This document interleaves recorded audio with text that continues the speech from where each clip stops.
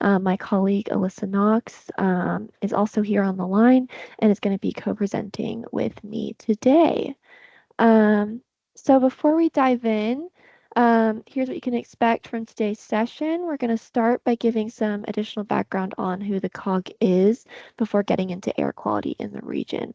We're then going to talk about the Dallas-Fort Worth Air Quality Improvement Plan, discussing the development of our Priority Climate Action Plan, the measures we've incorporated, and our ongoing work putting together a comprehensive climate action plan. So a bit of background as to who we are. We at the COG are a voluntary association of, by, and for local governments established to assist in regional planning for 16 counties in North Texas. So we also serve as the Metropolitan Planning Organization, which means we do transportation planning for the 12 counties outlined in the bold black line on that map on the screen. NCTCOG also hosts the Dallas-Fort Worth Clean Cities Coalition. Clean Cities is a Department of Energy initiative that focuses on clean cities, with the DFW Clean Cities Coalition staffed by our Clean Fuels and Energy Program area within the Transportation Department here at the COG. So although there's many staff across multiple departments and disciplines that are supporting the Dallas-Fort Worth Air Quality Improvement Plan efforts, today's session is going to be focused on the work of our Environment and Development Department, which focuses on the water, solid waste, and land use measures in the plan. So before we get started, I'm going to launch a quick poll. We'd really like to know where you're from, as well as where you work, so we can have an idea as to who our audience is today.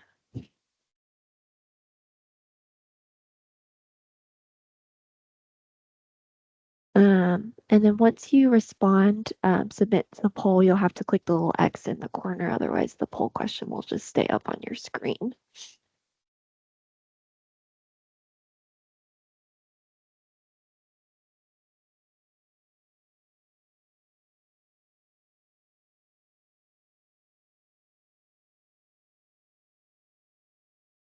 See a few responses trickling in.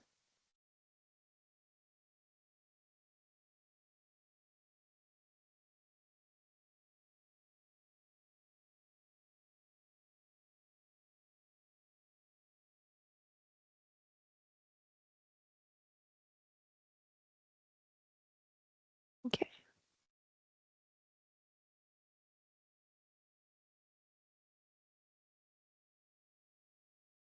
Awesome. I'm going to leave that open for a few more minutes. And while you guys continue to submit, I will move on to our first section this evening.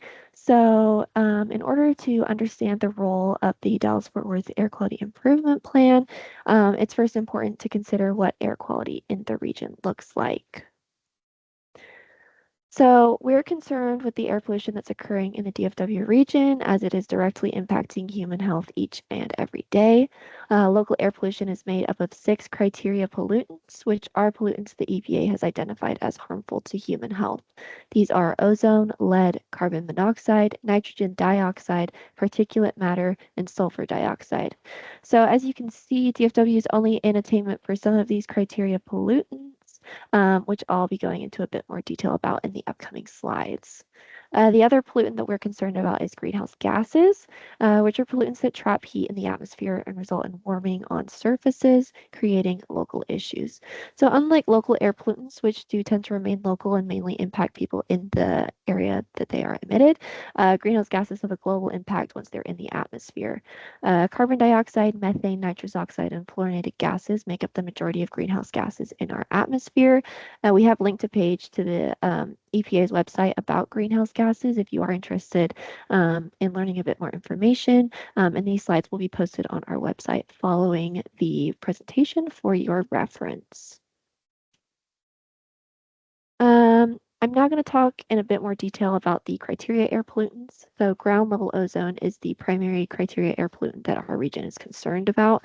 Currently, 10 of the 16 counties in the NCTCOG region are not meeting the standards set by the EPA for the appropriate amount of ground level ozone safe for human health.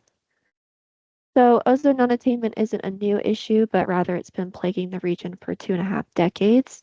Initially, there was only 4 counties that were designated as non-attainment, and of course, that's now increased to 10. You can see on the graph that the ozone design value has decreased over time, but the region still has not reached attainment.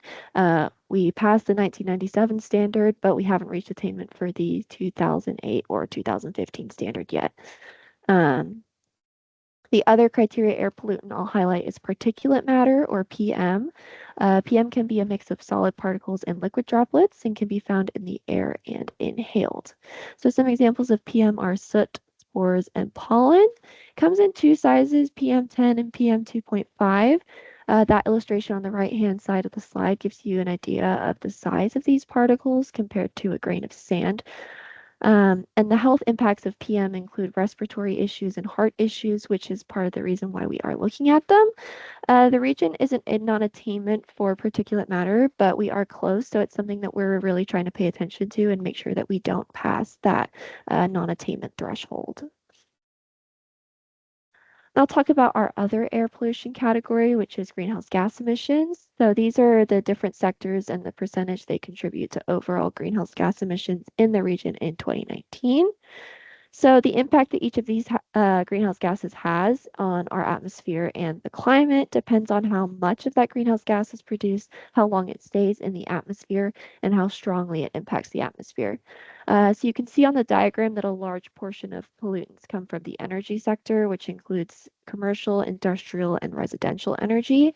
So to develop a greenhouse gas emissions inventory, as we have done, entities first measure how much of each greenhouse gas is produced and then multiply that greenhouse gas by its respective global warming potential. So the resulting numbers expressed in carbon dioxide equivalent, or CO2e, and in 2019, the NCTCOG region was estimated to have produced 105,435,559 metric tons of CO2e.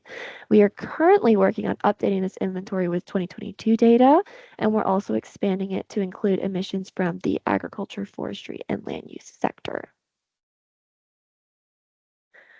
I also want to share with you the region's climate vulnerability map. So climate vulnerability is scored by combining the expected impact of environmental, social, economic, and infrastructure effects on neighborhood level stability. There's 8 counties in the DFW region that scored in the top 50th percentile of climate vulnerability, and those are Wise, Palo Pinto, Hood, Erath, Johnson, Navarro, Kaufman, and Hunt. Furthermore, there's several census tracts that are within these counties that rank in the top 90% in overall climate vulnerability. So these are definitely areas that we want to focus our efforts on. Now that I've given an overview of air quality in the region, I'm going to hand it over to my coworker, Alyssa Knox, to talk a bit more about the plan.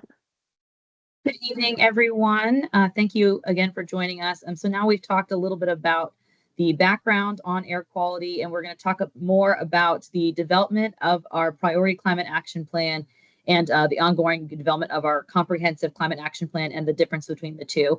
As Corinne mentioned, my name is Alyssa Knox. I'm an Environment and Development Planner with the COG. NCTCOG serves as the lead agency for the Dallas-Fort Worth, Arlington Metropolitan Statistical Area under the EPA Climate Pollution Reduction Grants Planning Grants Program. And we were the grantee that were awarded $1 million to develop the DFW AQIP Priority Climate Action Plan, which we submitted to the EPA in March. So the goal of the Dallas-Fort Worth Air Quality Improvement Plan, PCAP, is to collaborate with the region to create a roadmap to improve air quality, protect the public health, and reduce impacts to extreme weather events. As I said, on March 1st, we submitted the PCAP, and on April 1st, we submitted a request for $199 million in implementation grant funding to bring the plan to life. Unfortunately, we weren't awarded. However, we are still expected to develop the Comprehensive Climate Action Plan, which is due to the EPA in December of 2025.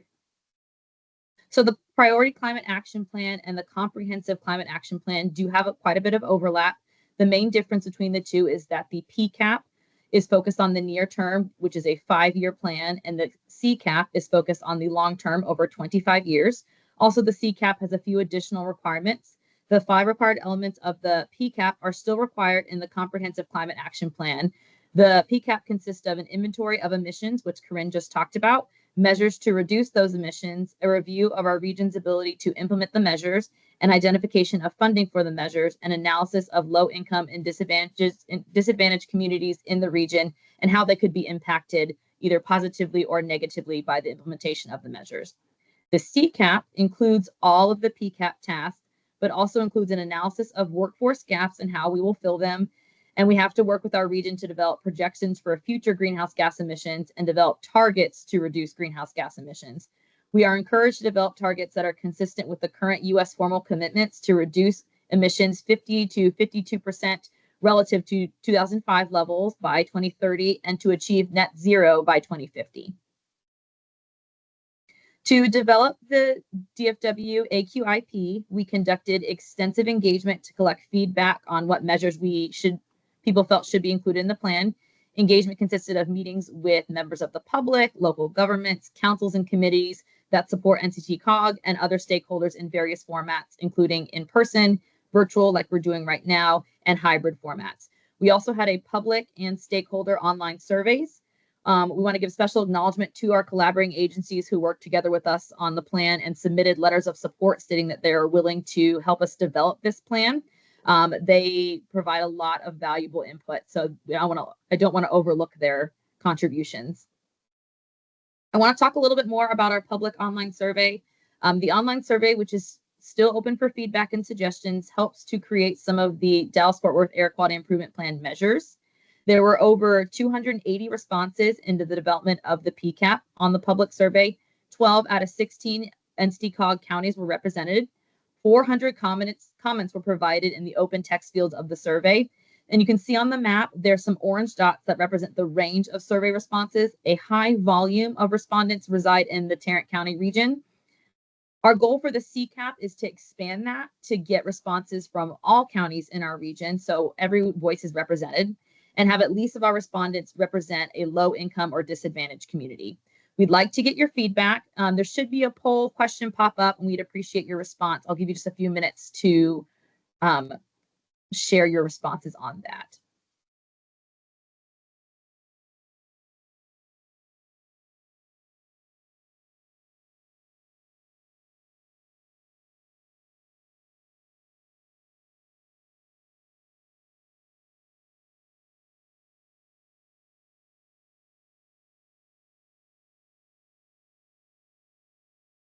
I see some answers coming in. Thank you.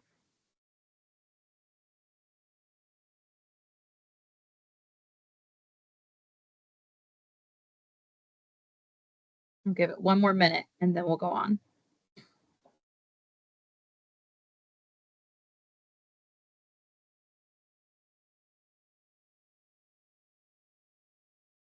Okay. One more.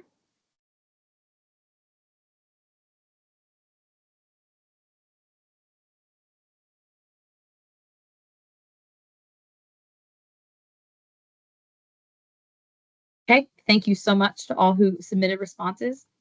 As part of the online public survey, we asked respondents what they were most concerned about with their air quality. And so most respondents' biggest concerns was the local air quality, climate change, and public health. We selected many measures that would both reduce greenhouse gas emissions and criteria air pollutants. And so we addressed both of the biggest concerns within the plan. I'm going to toss it back over to Corinne to talk about the measures within the plan.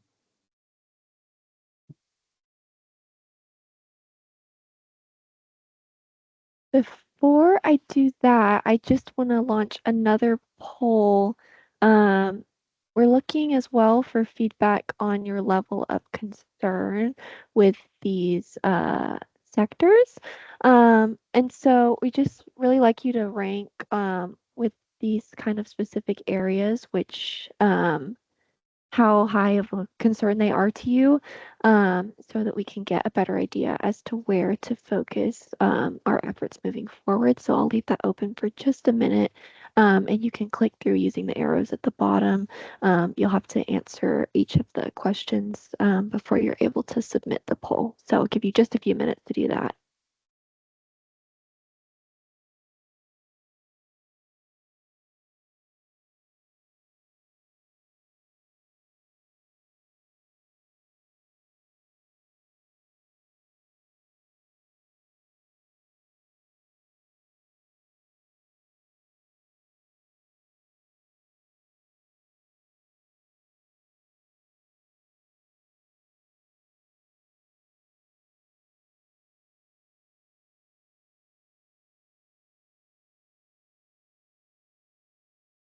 These are fine, Corinne. Okay, I see responses still rolling in. I'm gonna go ahead and move on and speak about the measures, and then I'll go ahead and close that poll. Um, so to speak a bit about the measures themselves. We're going to go into the specific measures included in the plan, but before we do that, I did want to give a bit of oversight on what a measure is, so you have a clear idea as to what we're talking about. So according to the EPA, a measure is a policy, project, or program that is used to reduce greenhouse gas emissions. So for the PCAP, we chose to focus on measures that could be implemented in the near term to reduce greenhouse gas and criteria air pollutants, as this would meet the EPA's requirement for greenhouse gas reduction and improve our local air quality, thus improving public health. So the table shows how many measures there are in each sector. You see most of the measures there's a higher number of measures in the transportation sector, but today we're actually going to be focusing on the water, wastewater sector, the materials management or solid waste sector, and the agriculture, forestry, and land use sector. These sectors are going to be in the comprehensive action plan that we're working on developing, but the specific measures within these sectors are open to be expanded on. So I'm going to close the poll about level of concern, and I'm going to launch our final poll, which is asking you what sectors should the DCAP focus on. So do you think we need more measures in maybe the ag sector? Do you think that's an area that needs more focus? I would encourage you to pick up to 3 of these sectors, and I'll give you just a few minutes to do that.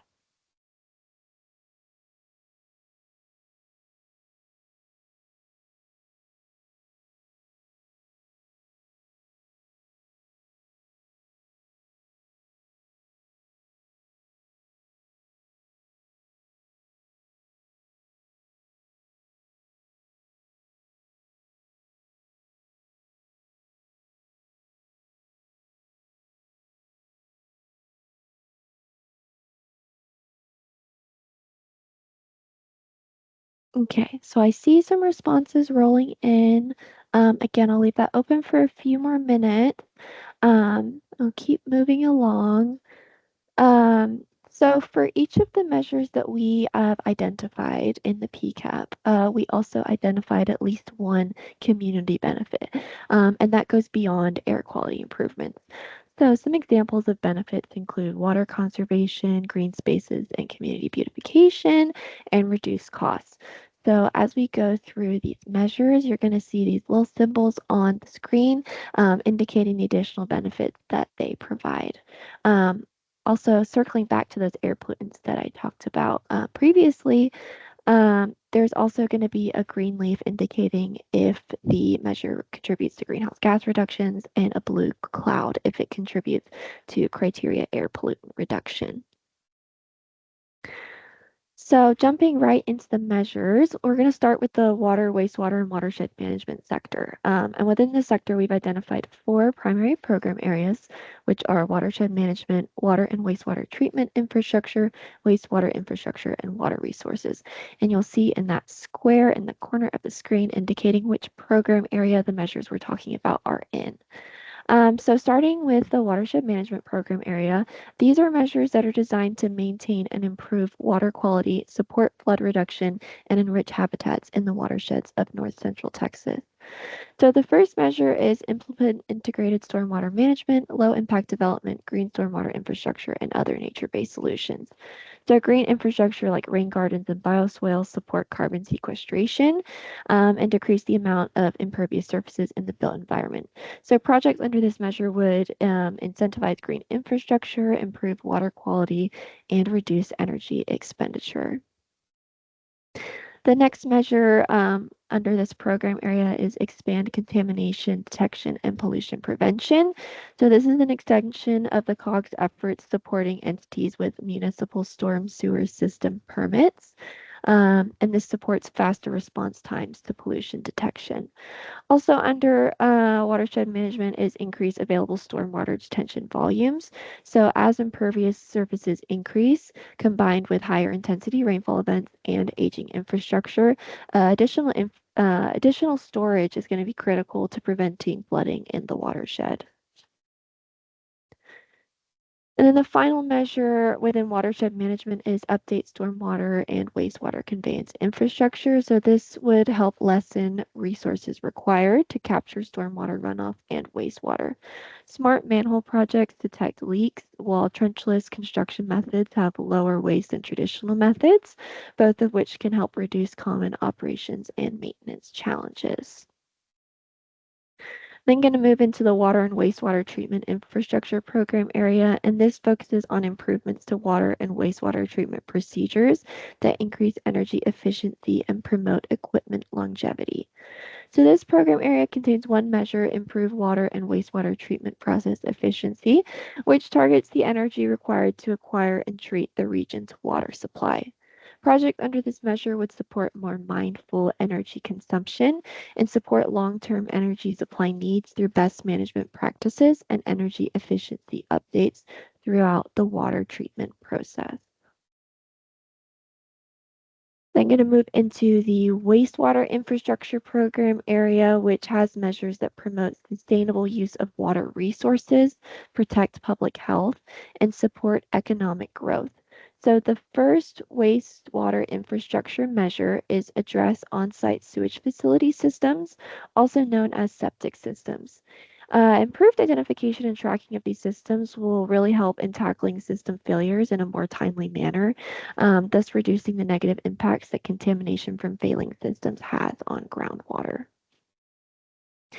Also within wastewater infrastructure is the measure Improved Biosolids Management, which addresses the sewage coming from wastewater during treatment and how to effectively manage that waste, with the potential of capturing methane before it enters the atmosphere. Projects under this measure would implement different treatment methods that reduce the amount of waste produced and take advantage of the byproducts that are generated in the treatment process.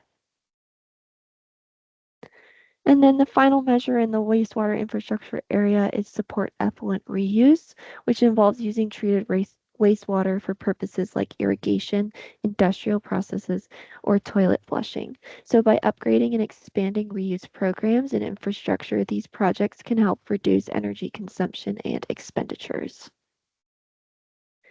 Now, the final program area is water resources, which is focused on the water resources in the region that are becoming increasingly vulnerable to climate. So the measure Improved Local Water Conservation focuses on strategies that access water through storage and harvesting techniques, reducing the burden on water treatment facilities. Projects under this measure explore different water storage opportunities, as well as different smart use programs for utility customers that improve conservation, like smart meters and irrigation repairs. So we're now going to open up for our first round of discussion on the measures that we just shared with you. So we'd first really like to know kind of these measures that we've presented, which ones you would consider a high priority for the next 25 years. I would encourage you to either put responses in the chat, or if you'd like to speak up, you can raise your hand, and I will call on you to share your thoughts.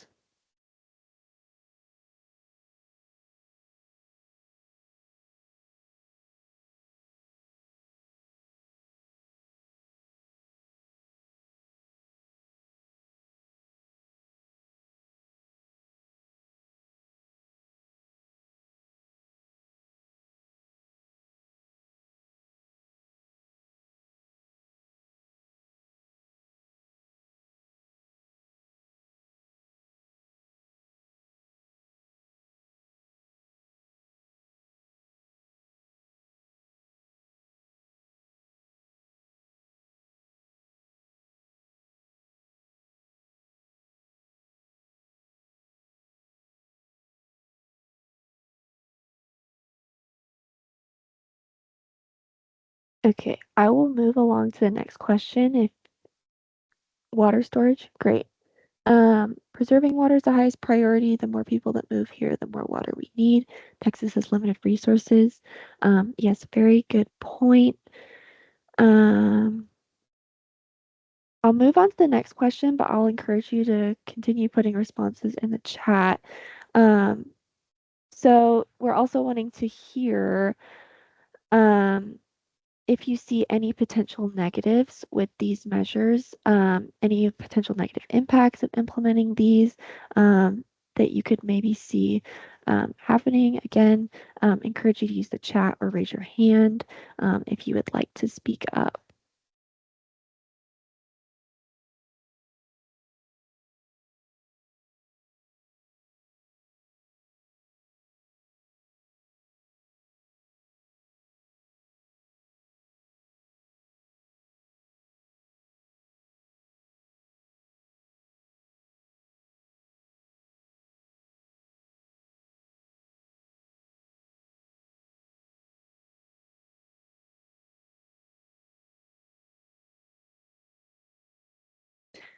Okay, we have a shout in the chat. Water utilities need to have meaningful water conservation plans, not feel good paper tiger plans as now submitted to TWDB. Yes. A very good point. The plans aren't meaningful, then how much can they really accomplish?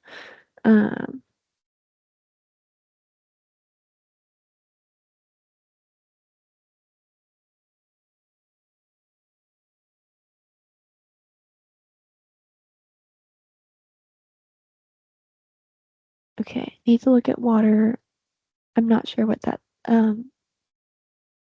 recycling related to data centers, bit money. Yeah, and that's a really big concern. I've seen a lot of information coming out about that and how not sustainable those mining centers are. Definitely agree on that.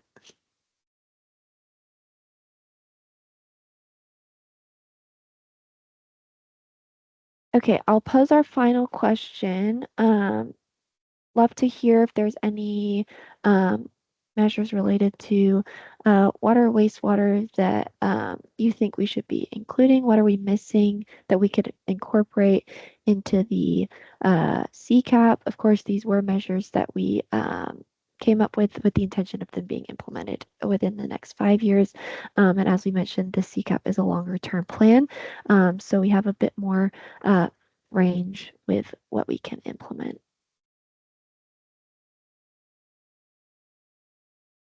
Exploring combined heat. Yeah.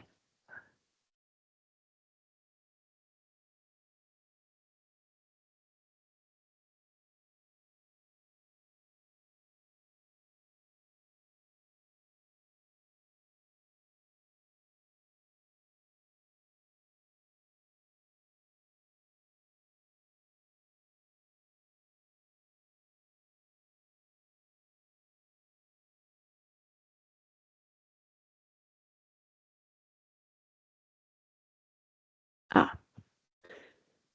Exploring combined heat and power technology at waterworks. Could power part of the plant from existing waste heat from pumps process? Yes. Texas seems dependent on lake water, and with global warming that is evaporating, other storage should be clearly defined and benefits explained. Very good point. Are there universal requirements across all water wastewater providers, or do they differ by county and permit? I'm actually not sure. Alyssa, do you know the answer to that question? Requirements in terms of, do you mean conservation efforts or treatment efforts? What specific requirements? The latter. I guess I was just wondering if, because I know for materials management and certain solid waste permits, depending on the permit that you have, there's different requirements. And so I was just wondering if there were a universal, like across the board requirement or some sort of like guidelines that all providers have to follow, if that would help or make it more complicated. That's a great question. Go ahead, It Sue. is a good question. I'm going to dive in. So the American Water Works Association sets recommended practices that most utilities use. However, those practices vary considerably depending on where you are, what kind of water sources you're using. And actually, there are permit requirements too for potable water for municipal use. Examples are in Arizona, they have to drill almost a mile deep. The water they can get is not drinking water quality. It's got fluoride, arsenic, and nitrates in it. And so they need fairly hefty treatment. Because of that, they buy and sell wastewater credits. So once it's water, they're not going to throw it away. Here, we don't necessarily, we discharge our wastewater because it's considered wastewater. And we haven't put a value on it yet. We're on surface water. So if you're in an area that has abundant surface water, the base regulations from EPA and your local state environmental quality govern the level of treatment, that sort of thing. Water conservation in Texas, there are laws that water providers need to implement water conservation measures. I will tell you from working other places, I think it's Rita said something about feel-good plans. Yeah, our water use is fairly high here.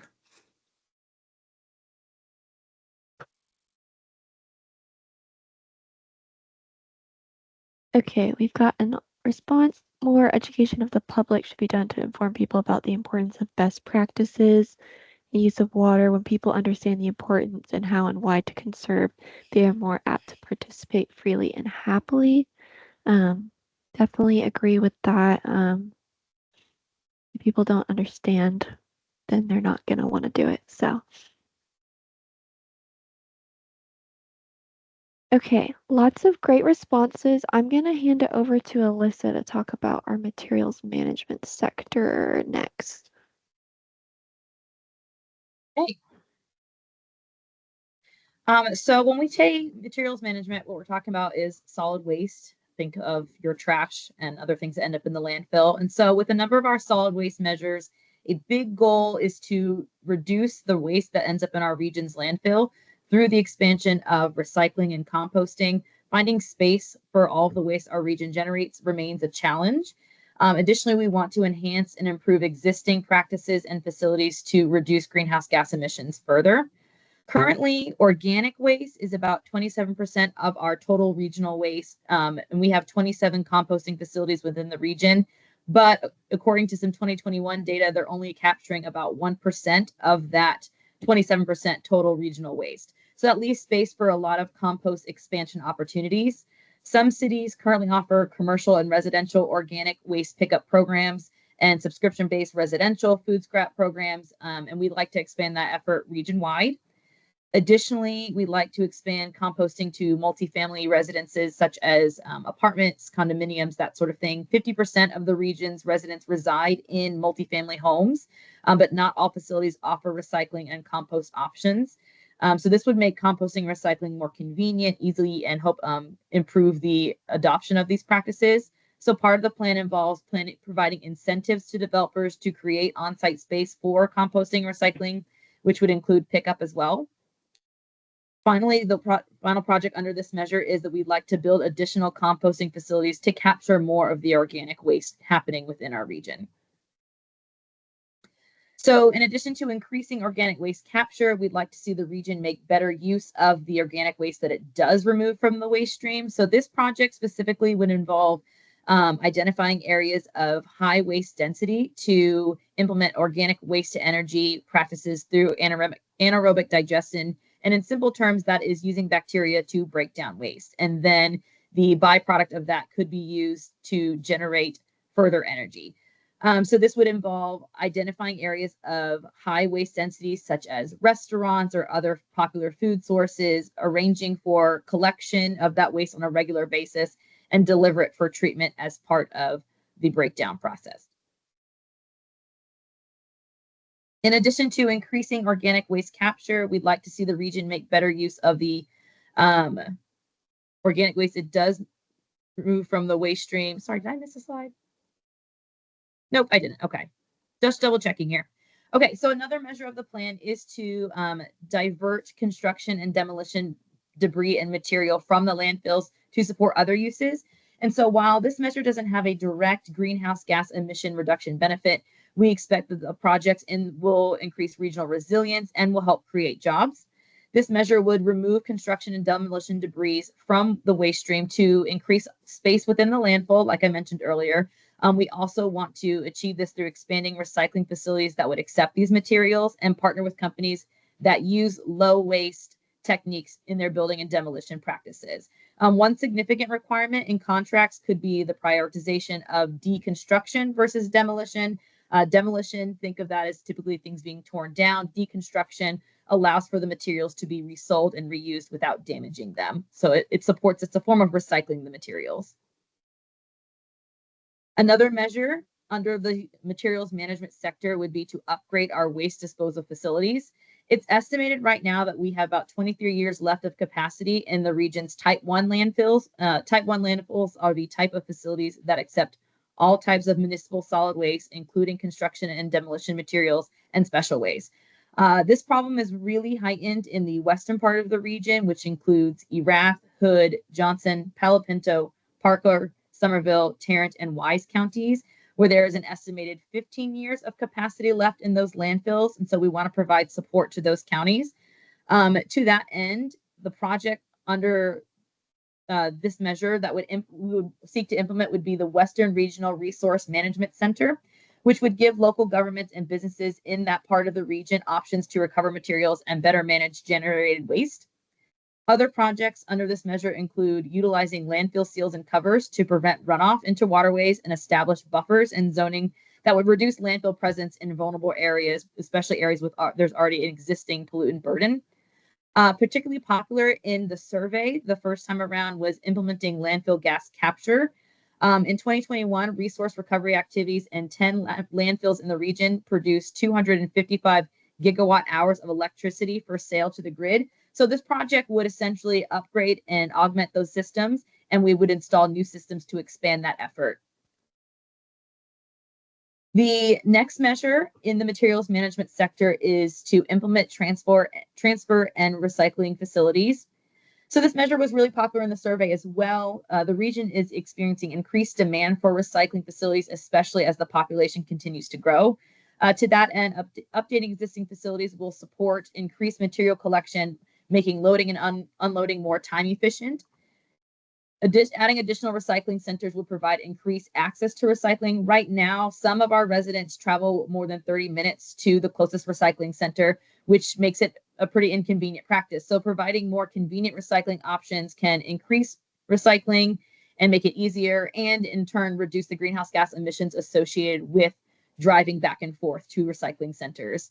Finally, constructing bulking transfer stations at the landfill entrance would reduce vehicle miles traveled within the landfill itself, and again, reducing greenhouse gas emissions that way. Our final solid waste measure calls for the improving of the waste collection process. Similar to the support for organic waste pickup, we'd like to support multifamily residential recycling pickup. In addition to that, we want to support policies that would streamline the waste hauling process. We see value in strategic trip planning and working out plans that would involve less trips to the dump and save on fuel costs and those vehicle miles traveled and the associated greenhouse gas emissions. Finally, and really highly rated on the survey, was converting current waste trucks to lower emission vehicles, and that would reduce our greenhouse gas emissions in the process. So now, like we did before, I want to open it up to discussion regarding the materials management sector. I would love to hear what measures you believe are a high priority over the next 25 years, where we should concentrate our efforts. And then we'll talk about the next question. So I'm seeing some good discussion in the chat already. Emphasis on preservation and renovation of houses instead of build. Yes. Recycling centers should be advertised through communities where they serve and are located. It's an excellent point. Not doing anyone good if no one knows where it is. Recycling is good. However, once the recycling gets to the center, how can we ensure that we are putting it in those centers to have a second life or put to the correct place? It would be a shame to have trucks come and pick up recycling and then end up dumping it in the landfill later. Yes, absolutely. That's a big thing that we want to make sure we're being responsible about, that if people are recycling, it's going where it's supposed to be going. Most people don't know about Air North Texas and how air quality alerts are on weather app. That's a great point. Yeah, we need to get the word out about those alerts. I know I get those alerts and they're valuable to me. Another great comment, a local ban on plastic and styrofoam single-use takeout containers would be great. Yeah, that generates a lot of waste and it's harmful contaminant. Yeah, but there are state laws that limit your ability to regulate that material. Another comment, contaminants, landfill space, and emphasis on reduce and reuse. Yes, supporting a lot more reuse is always key. Someone else is supportive of the ban on plastic styrofoam. That's great. BYOC, bring your own container. I know there's a lot of regulations around that, especially at food places and health. Incentives versus requirements for, okay, so there's a question about incentives versus requirements for the local ban on plastic. Are you asking, is there a way to implement incentives instead of requirements for that? Yes. Okay. Yeah, I'm sure there's always ways to incentivize some things. That would be something we'd have to look more into to determine what the boundaries are on that. But I think that's a great idea. So then I want to also hear, what are the potential negatives of the measures? If there are things that maybe in implementing these projects, groups that would be harmed, or if there's some negative outcomes that we should be aware of, that is equally as important as the exciting stuff, is also being wary and cautious to make sure we're not misstepping on anything. Again, you're welcome to unmute and raise your hand. I'll call on you, or you can just put the answer in the chat.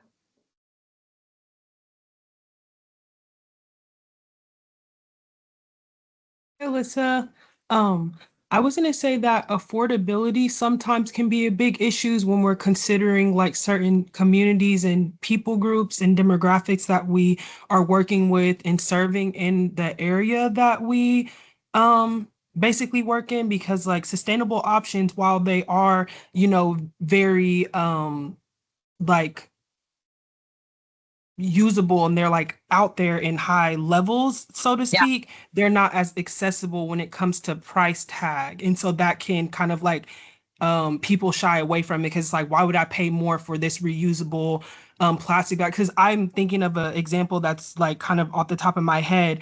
I have recently transitioned from using like single-use plastic sandwich bags into reusable ones, but I know the price difference, like for 5 reusable bags, it's between like $6 to $12, where you can get a whole thing of the single-use plastic ones for like $1. So that's something that I always think about whenever we talk about like sustainability efforts and trying to get them used on a more larger scale.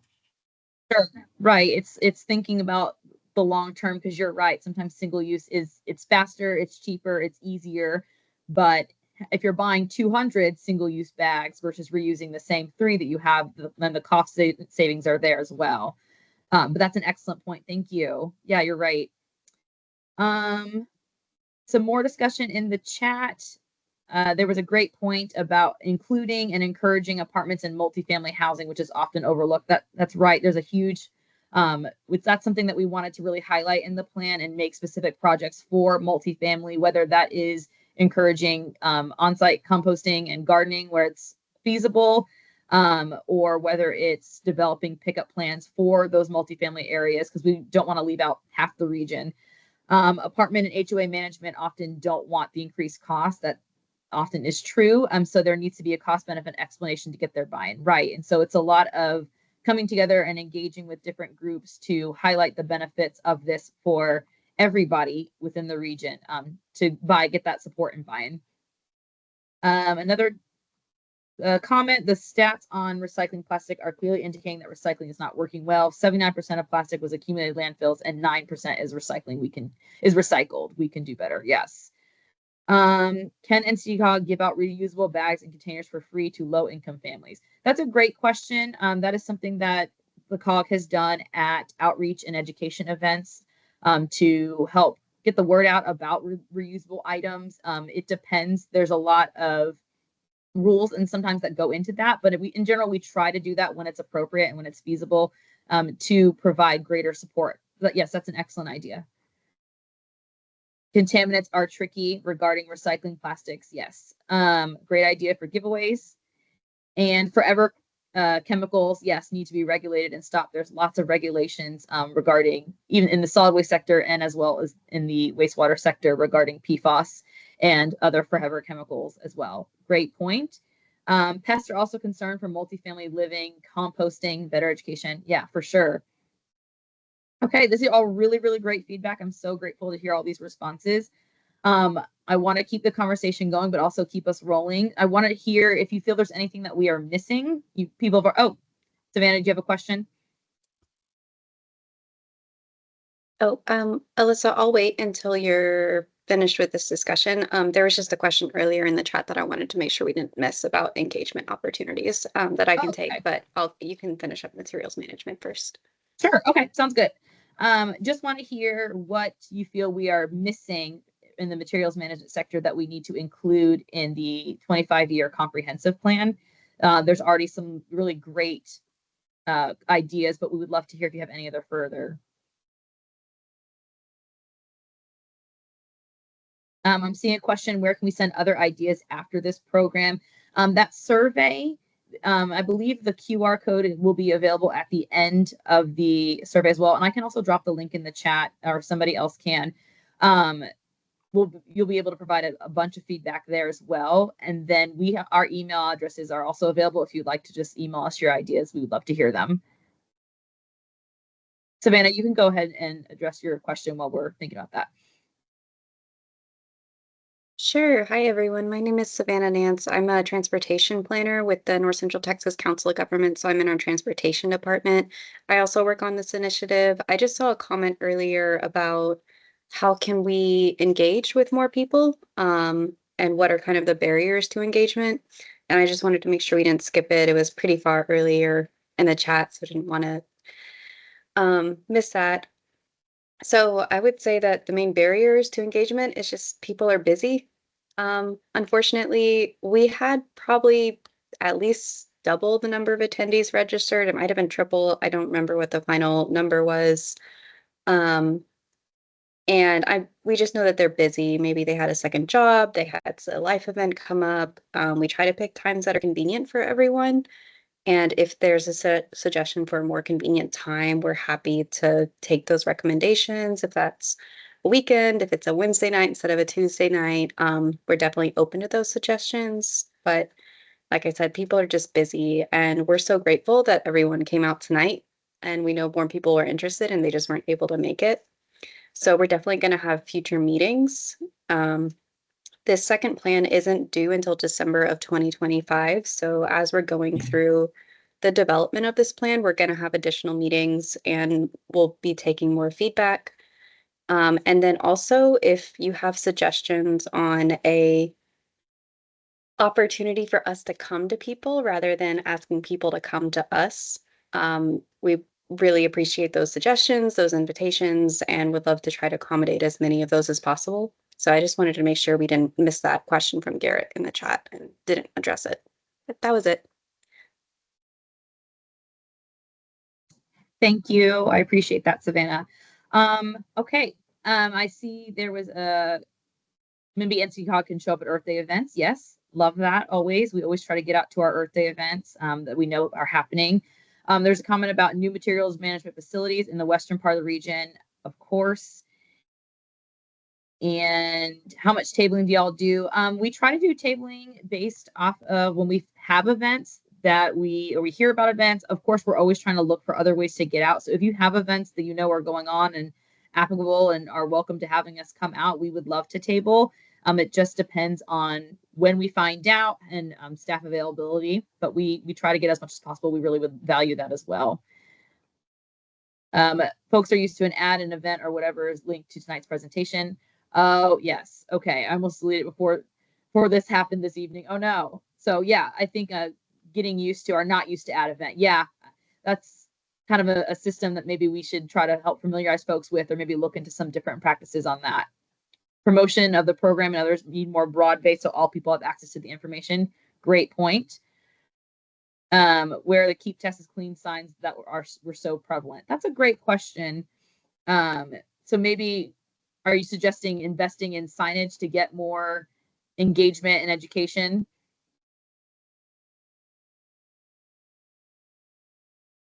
I think that was a text dot campaign, if I remember right. Okay. Is there an idea about social media efforts? Yes, a great idea. We'd love to work with our communications team on that and the Instagram posts, NCTCOG Instagram posts. Thank you. Okay, well, these are great feedback. Please keep it coming in, but I want to turn it back over to Corinne to talk about our agricultural, forestry, and land use measures as well. Okay, great. Thank you. Lots of really good feedback. We love to hear it. Um, we are going to dive into our final sector for the evening, which is agriculture, forestry, and land use, or AgFOLU, as we like to shorten it to. So the measures in this sector are measures that will increase green space, local food production, and residuals management associated with agriculture, contributing to a reduction in both greenhouse gases and criteria pollutants within the more natural environment. So we've got 4 program areas under here: green space and land use, forestry, agriculture, and regional codes. We'll start with green space and land use program area, which I know is a area with a lot of interest. So these are measures that support more effective land use planning, particularly as it relates to green spaces. So our first measure, promote the expansion of green space, falls within that. Green spaces offer a multitude of benefits, such as reducing the urban heat island effect and improving air and surface water quality. So some of the projects under this measure include incentivizing green spaces on commercial properties, utilizing landscape designs that are less resource intensive, and adding neighborhood green spaces. Our other measure within green space and land use is support park management and maintenance. So in addition to increasing acreage of parkland per resident through development of parks and recreation plans, it's also important to make sure that those parks are being maintained so they can continue to be used over time. Within our forestry program area, we have our one measure, increase urban forest canopy. Urban forestry is a capital infrastructure asset requiring management and sustained action in order to maintain value. So, unlike most capital assets, urban forests actually increase in value over time due to their benefits to human health and well being, as well as their ecological and habitat services, amongst other additional benefits. So the goal with this measure is to expand on foundational work that has been done by other organizations in the region, done through projects that will establish goals, benchmarks, and assessments for the region, as well as protect riparian areas through urban forestry floodplain development. Stepping into the ag area. So, with the region increasingly at risk of more severe and frequent extreme weather events, it is important to prepare for the possible disruption to crop production and food supply. So, through the Update Agricultural Management Practices measure, current agricultural management practices will be updated so that they may reduce methane, electrify equipment, and expand opportunities for urban growing. And then our final measure falls within the regional codes program area. So these are established by local governments. Zoning codes and regulations guide land use and development within a specific area. So our measure within regional codes is update codes and zoning requirements to promote green space conservation and preservation. There's a lot of barriers, and so our goal is to update these requirements to remove barriers to installing xeriscaping and other low maintenance landscapes, as well as adopting tree ordinances that promote urban forestry in the built environment. So those are 2 kind of potential projects under this measure. But of course, if the codes aren't up to date to do the projects, then we can't implement the project. So that is a very critical aspect within this. So we're opening up for our final round of discussion. I see some discussion happening in the chat, but I do want to open up again. Out of these, which do you consider a high priority? I know green spaces received a lot of attention in the survey, so we know that that's an area that a lot of people are interested in. But again, we would love to hear your feedback on where your priorities are.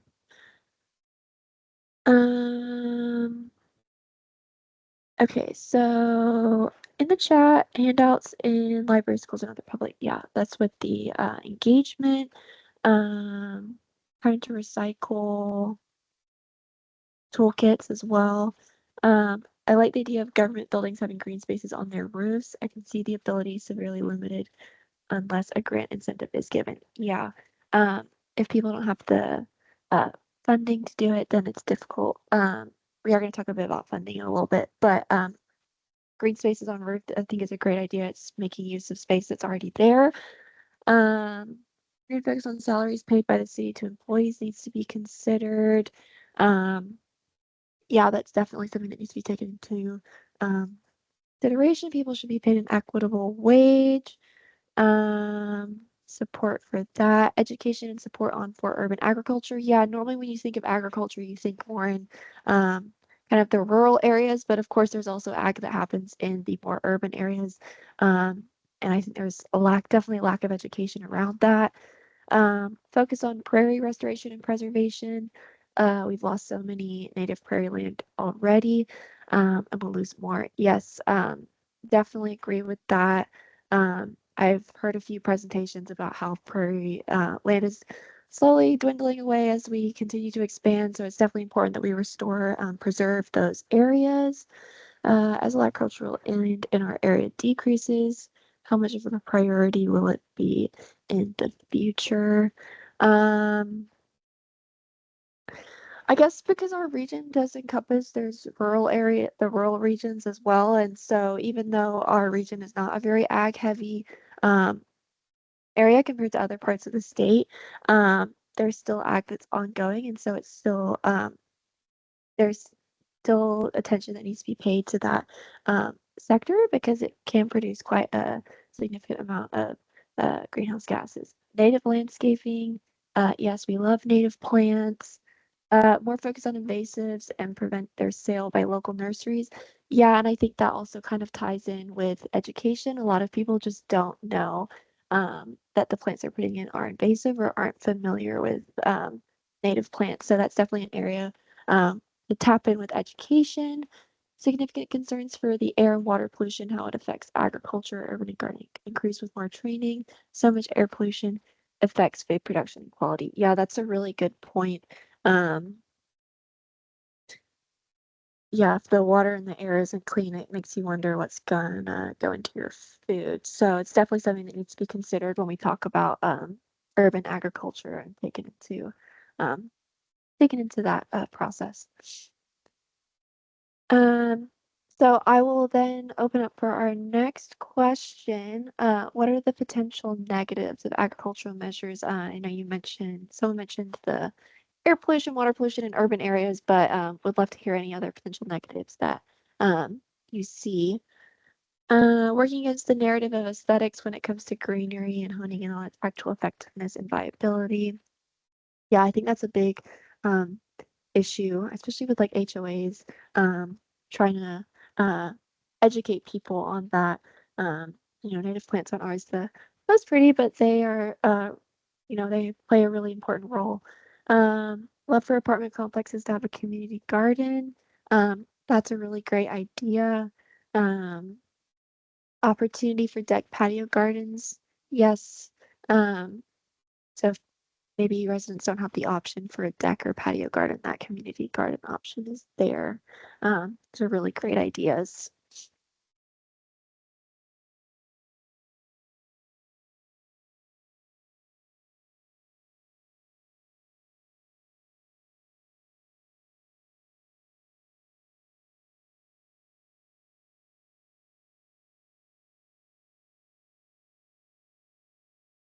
Suggest making farm and lawn equipment transition to electric, plan to cycle gas engines. Yeah, updating equipment is definitely something that we're considering. It's great if the green space is there, but if the equipment being used to maintain it is emitting pollutants, then it's kind of contradictory. John Bunker Sands Wetland Center is a great one to donate to. They contribute quite a bit to cleaning water. Yes. I've heard about Wetland Center. Local gardens being implemented as cornerstones of community because prices of fresh produce and such are becoming egregious, and that is an issue of equity for sure.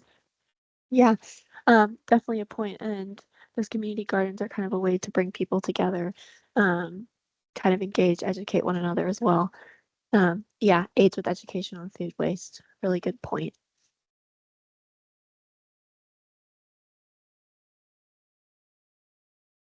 Okay, I will share our final question. What are we missing from the agriculture sector? I know I'm seeing some input already, but is anything else you can think of that you would really like to see us incorporate into our comprehensive plan?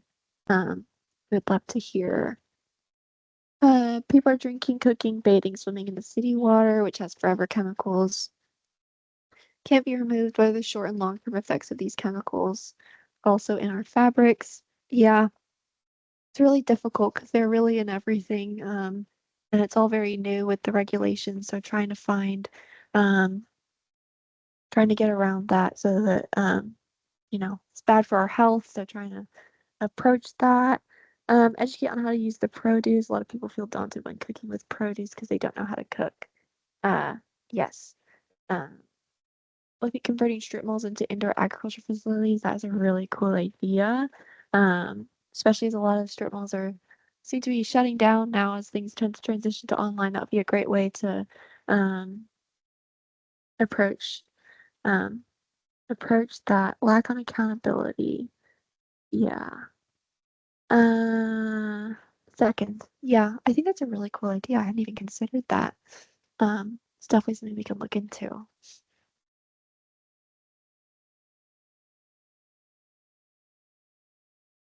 Building is condemned, maybe tear it down and turn it into a green space or community garden. I think that's a really cool idea. I know a concern with buildings is the embodied carbon that they hold in the materials, which I guess ties into the materials management sector. Um, so I'm not sure if there would be concerns there with tearing it down from an embodied carbon perspective, but I'm sure there are definitely ways to renovate those spaces, like with the ag facilities, um, to continue still incorporate green spaces into those.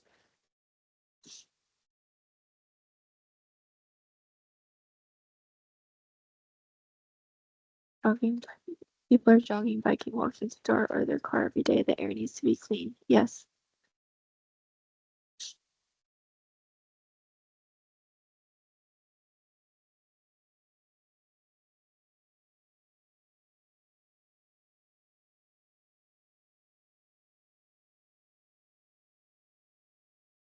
Okay.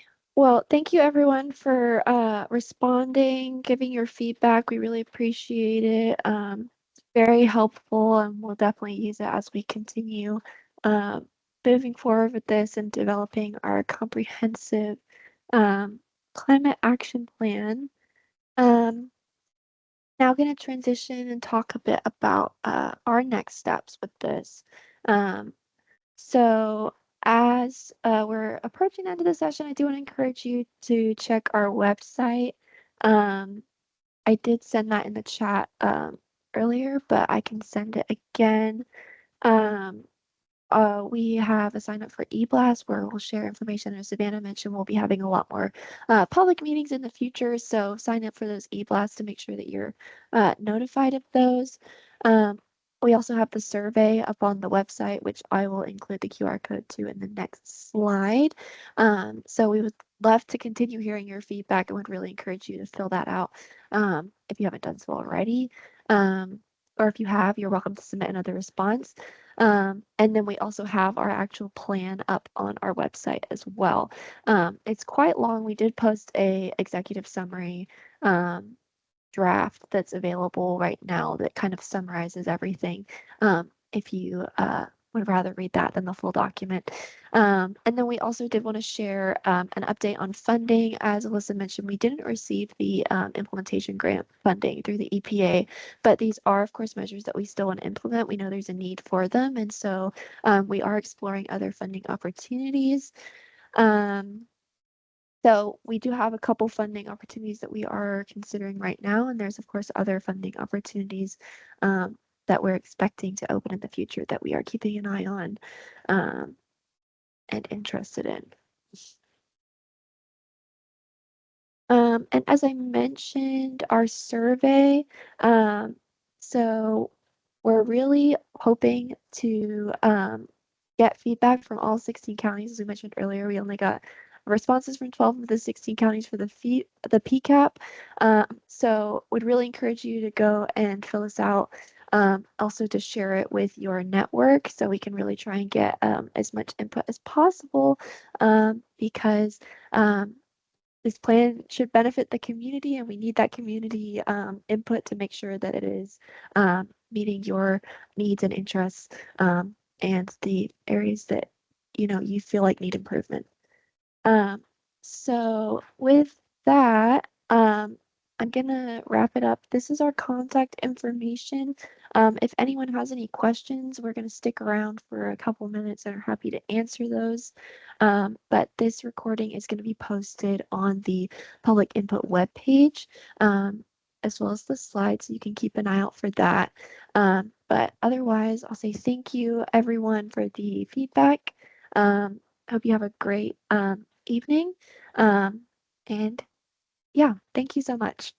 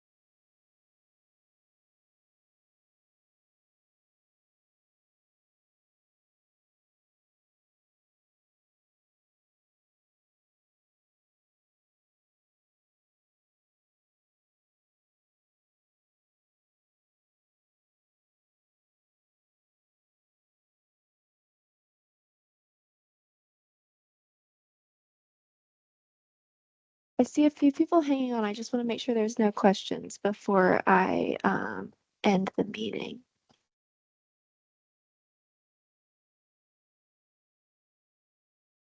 No. Okay, great. Thank you, everyone. Have a good night.